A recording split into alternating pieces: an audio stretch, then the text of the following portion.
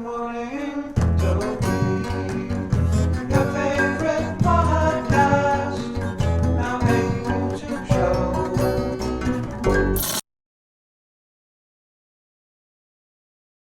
Good morning, Dopey. Welcome to Good Morning, Dopey, our dive into the world of daily reflections. My name is Dave, and I'm holding the mic now. What do you think about that? I think you're a big shot. I feel like Frank Sinatra. Yeah. You should add that to your list of regrets. What? Holding the microphone like that. That's very good.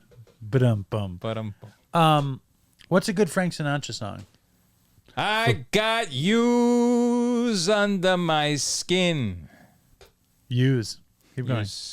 I got you deep in the heart of me. Nice. Keep going. So deep in the. Oh, we Come got on. blocked. Keep going. Huh? I don't know. So deep in the heart.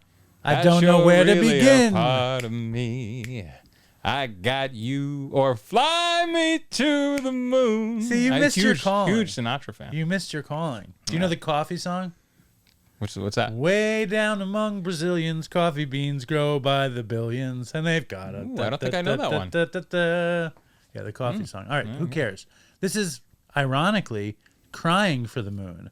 Crying for the moon.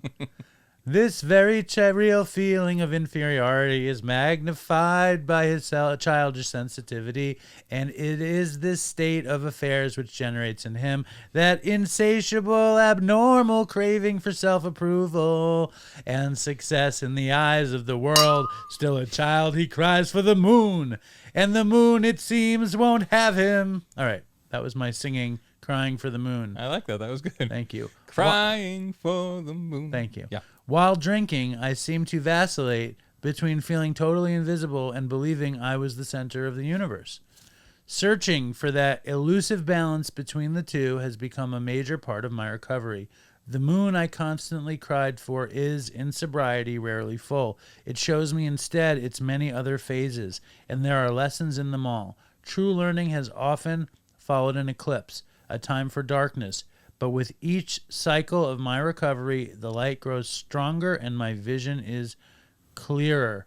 That's something that Chris always talked about as being the piece of shit in the center of the universe. Like that inferiority, that having inferiority complex with being an egomaniac with an inferiority complex is that idea. The moon I constantly cried for is, in sobriety, rarely full. It shows me instead its many other phases. This is a really weird one, I think. I think singing it didn't help. This real feeling of inferiority is magnified by childish sensitivity, and it is the state of affairs which generates in him that insatiable, abnormal craving for self-approval and success in the eyes of the world. Yeah, this is very interesting. Still a child, he cries for the moon, and the moon, it seems, won't have him. That's rough. I can relate to this one a lot because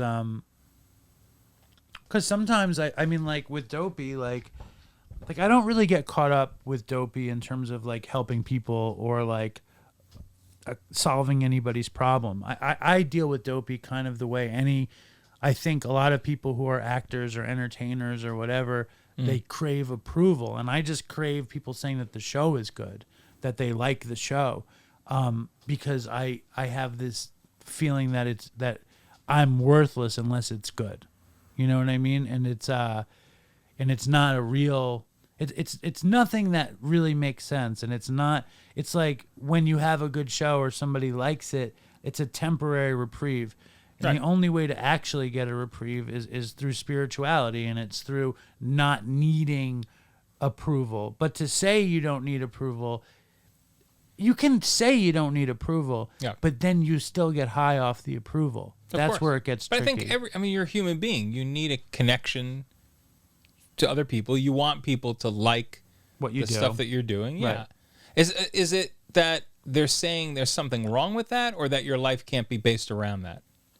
I mean, you're a human being wants approval from other people. Is the expectation that you'd have no approval from anyone else? You're completely independent?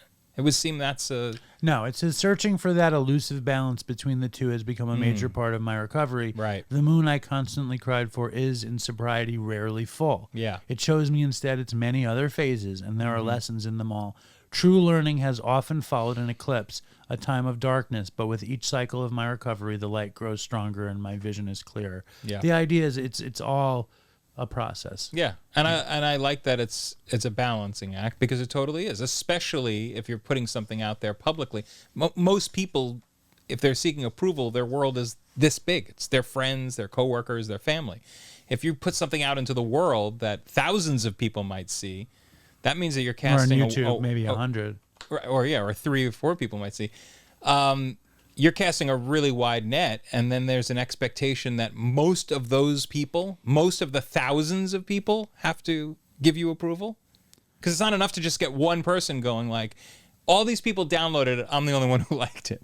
Well, I think really what it's saying is to be okay. It's like you cry for the moon and you want that full moon that's glowing. But since the moon is so interesting that you get a crescent moon or a gibbous moon or a new moon, no moon, an eclipse. So it's like what you want isn't going to come in the form that you want it. And you have to accept what you want in whatever form you get it, and then accept yourself with or without it. Sure. Yeah, you have to do it for yourself. All right. Thank you, Krishna Howie. I didn't say that. You All right. did. Stay strong, Dopey Nation. Fucking toodles for Chris.